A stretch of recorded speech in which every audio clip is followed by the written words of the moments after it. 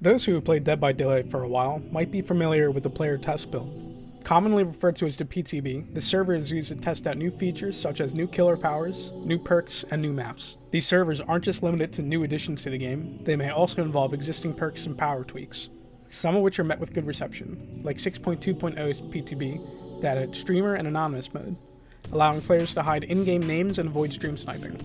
While other PTBs, like the 4.1.0, famous for giving Hillbilly's chainsaw an overheat mechanic, were met with harsh feedback. What behavior does with this feedback is up to them, and for a long time, the PTB was just to experience the newest update weeks before it actually released. PTB 4.4.0, where Twins and Elodie were at it, was riddled with bugs, almost all of them making it into the full release. The community was growing frustrated that despite the PTB's purpose, giving feedback, it seems the devs had no intention of listening.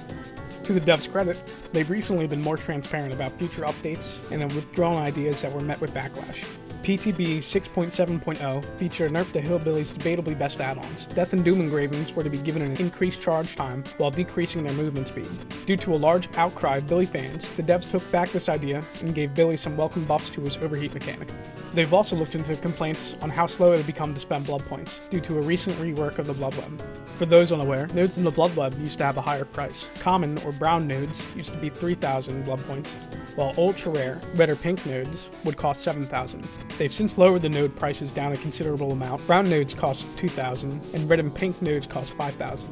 Cheaper nodes aside, the difference made spending 2 million blood points take close to 20 minutes. To remedy this, PTB 6.7.0 nodes not only could be bought with a single press, you can now chain nodes together and get whatever item you wanted. After prestiging a character for the first time, you could also use an automatic blood web feature, buying out the cheaper items first until the blood web is finished. Not all changes are made equal though. Some changes like PTB 6.3.0 had a finishing Mori system that hasn't been mentioned since its PTB. Unlike other changes, this one came with a mention of it only being added for feedback purposes. Larger changes like that would have a huge impact on the game, so it's nice to see the devs tread lightly on it. Though some changes aren't game defining as that, some changes are as simple as a sentence. PTB 7.0.0 had one of the most mixed reactions to a proposed change I'd ever seen, one that would reward a killer for using their power. In the killer tweak section, the Executioner, also referred to as Pyramid Head, was one of 5 killers to receive a buff or add-on rework. That buff would be hitting a survivor with Punishment of the Damned would inflict torment on that survivor. As simple as that sounds, this would have been an amazing buff. Currently, the only way for a survivor to become inflicted with torment is for them to step in a torment trail left behind by Rites of Judgment. When tormented, a downed survivor can either be sent to a cage, a unique mechanic only Pyramid Head possesses, or if on death hook, the survivor can swiftly be moried out of the match with Final Judgment. The luxury of being able to send a survivor to a hook without the threat of flashlight or pallet saves doesn't stop there. When rescued from a cage, any perk that activates upon unhook or being unhooked does not activate.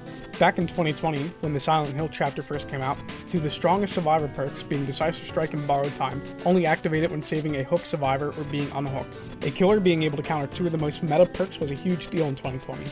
Though times have changed here in the meta of 2023, where Borrowed Time is now base kit and Decisive Strike has been nerfed twice, while having alternative perks like Off the Record, Pyramid Head is still considered one of the strongest killers in Dead by Daylight. Rescuing a survivor from a cage still prevents unhooked perks from working, and strategies around camping a tormented survivor on first hook until their second stage ensures an easy kill once rescued. This playstyle alone made the devs go back on their idea of buffing Pyramid Head in this way. While I agree, playstyles that reward killers for playing in a rude manner like that shouldn't be encouraged with a buff, I still feel as though that proposed change would be welcomed if only cages acted like hooks. Currently, if a Pyramid Head player decides to cage a survivor, they'd miss out on benefits from perks like No Way Out, Pop Goes the Weasel, Make Your Choice, Dead Man Switch, Hex, Devour Hope, Huntress Lullaby, and Plaything, as well as every Scourge hook. But when playing against Pyramid Head, perks like Borrowed Time, Decisive Strike, Breakdown, Dead Hard, Deliverance, Guardian, Kindred, Kinship, No One Left Behind, Off the Record, Reassurance, Renewal, Resurgence, Slippery Meat, and Will Make It are directly countered by rescuing a caged survivor, or by being one. So, what if cages acted like hooks?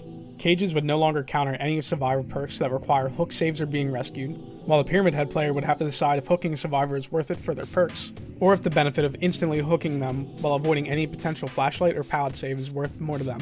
While I'd rather Pyramid Head receive an add-on pass over a rework or addition to his power, it's a shame that a buff he could have had was scrapped due to how cages currently work. What are your thoughts on this retracted power? Would you rather Pyramid Head's power stay the way it is? Or would you want your perks to work on uncaging others, even if it meant Pyramid Head could spread torment more frequently? Let me know in the comments below. Thank you for watching, as always, much love.